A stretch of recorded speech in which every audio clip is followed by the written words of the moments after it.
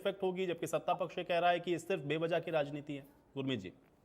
देखिए, पहली बात तो हम ये समझ लें कि कलेक्टर रेट का मतलब क्या हुआ। कलेक्टर रेट का मतलब ये है कि जो भी प्रॉपर्टीज का खरीद फरोख्त होती है उस पे आप जानते हैं कि सरकार स्टैंप ड्यूटी और रजिस्ट्रेशन फीस लेती है, जो हरियाणा में लगभग 5 से 7% है, यदि मैं सही हूँ।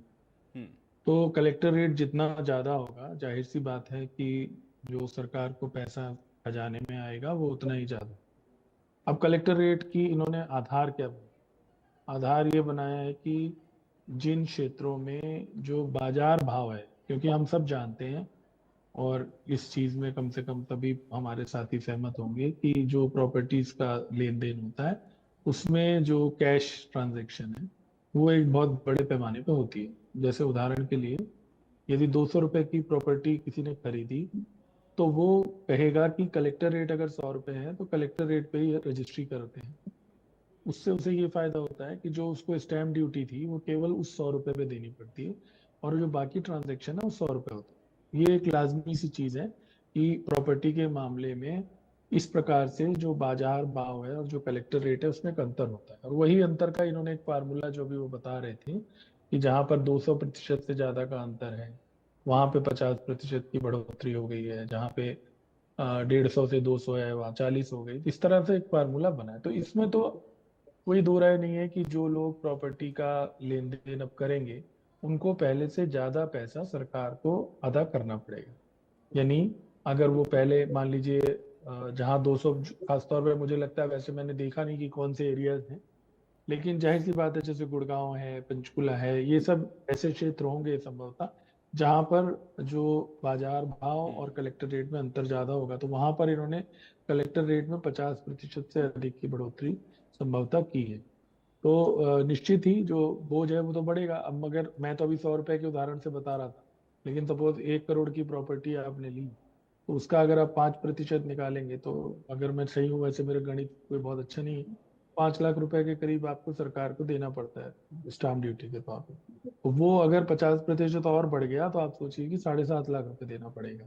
और प्रॉपर्टी के रेट तो आप जानते हैं कि उससे भी बहुत ज्यादा है। अगर हम्म। आज मैं आपको पंचकुला के बताऊं, गुड़गांव का तो मुझे आइडिया नहीं, तो जो हमारा कनाल का प्लॉट होता है वो लगभग 10 करोड़ से भी ऊपर है पंचकुला में। तो अब आप अंदाजा लगा लीजिए कि जब उसका फाइनल कैलकुलेशन होगा तो वो कितना बैठेगा।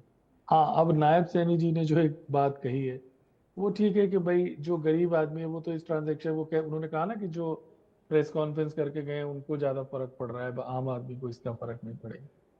तो लेकिन स्टाम्प ड्यूटी तो मान लीजिए एक कनाल का नहीं, कोई 4 मरले का भी प्लॉट लेता है, कोई 2 मरले का भी लेता है, जितना भी है, तो वो फर्क तो पड़ेगा।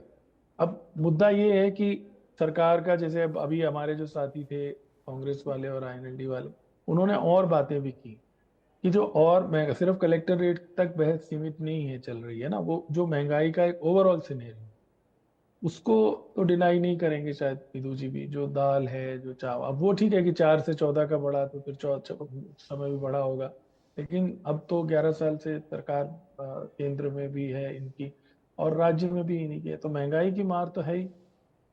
और एक मुझे याद आता है, वो पिक्चर आई थी, आपको याद होगा, पिपली लाइव, जी। उसमें एक गीत था, महंगाई डैन खाए जाते हैं ऐसे करके। हम्म। तो वो फिल्म अब विदु जी कह सकते हैं जी कांग्रेस के जमाने में रिलीज हुई थी।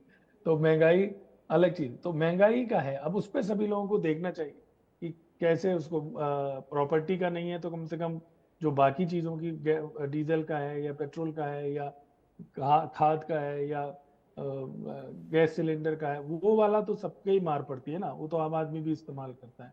और तो उस सिनेरियो में, या बिजली की अगर हम बात करें तो वो मार पड़ती है। और जहां तक प्रॉपर्टी की बात है, निश्चित ही अगर पहले की तुलना में कलेक्टर रेट बढ़ेगा तो उसमें ज्यादा अदा तो करना पड़ेगा, तो उसकी वजह से जो रेट है वो, कोई भी अगर प्रॉपर्टी खरीदता है तो उसको ज्यादा पड़ेगी, इसमें तो कोई दो राय है नहीं।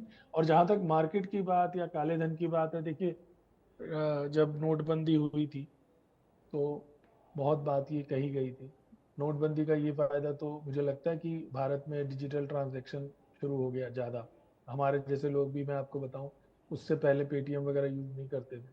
तो नोटबंदी के बाद जब आपकी मजबूरी हो गई कि कैश इतना ही निकल सकता है बैंक से और लाइनें लग गई तो लोगों ने बहुत बड़े पैमाने पर डिजिटल की तरफ गए, ये फायदा तो जरूर हुआ।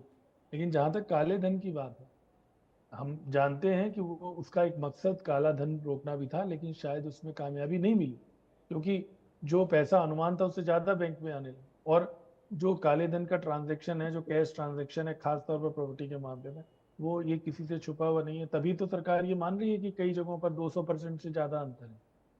इसका मतलब क्या हुआ? इसका मतलब तो यही हुआ ना कि जो रजिस्ट्री होती है वो जो एक्चुअल कीमत है उससे कम पे हो रही है, ये तो सरकार मान रही है। इसका मतलब यही हुआ कि कैश ट्रांजैक्शन पे उस तरीके से अभी वो नहीं लग पाई। और इतनी महंगी महंगी प्रॉपर्टी, जैसे मैं आपको बता रहा हूँ कि मैं आपको बताऊं, कोविड के बाद इनफैक्ट रेट और ज्यादा बढ़े, क्योंकि उधर से जो लोग थे महानगरों से, उन्होंने ये सोचा कि इस तरफ रहना चाहिए, या जो पंचकुला चंडीगढ़ जैसी जगहों पर, क्योंकि मैं चंडीगढ़ में हूँ तो मुझे अपने आसपास का थोड़ा आइडिया है।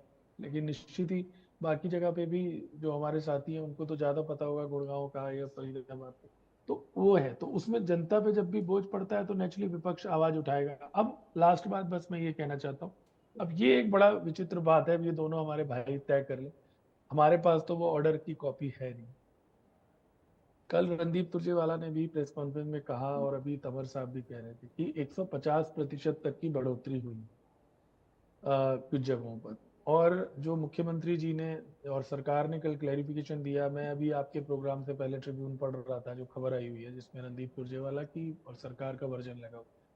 उसमें वो वर्जन वो है जो अभी विधु जी बता रहे थे कि यदि 200% की बढ़ोतरी, 200% का अंतर जो इनका सर्वे है उसमें आया है, तो उसमें 50% की मैक्सिमम बढ़ोतरी है। तो अब उसमें कौन सही है, अब ये कैसे तय करें? और लेकिन हाँ, तंवर साहब का एक पॉइंट सही है जो जितना मुझे समझ में आया, जो वो ये कहना चाह रहे थे कि जब हम सर्वे कर रहे हैं तो हम कुछ क्षेत्रों में तो आप कलेक्टर रेट बढ़ा रहे हैं, तो अगर सारे में बढ़ाओ तो शायद किसान को भी फायदा हो जिसकी जमीन एक्वायर होती है। शायद वो ये कहना चाहते होंगे, दूसरे राउंड में वो स्पष्ट करेंगे बात को।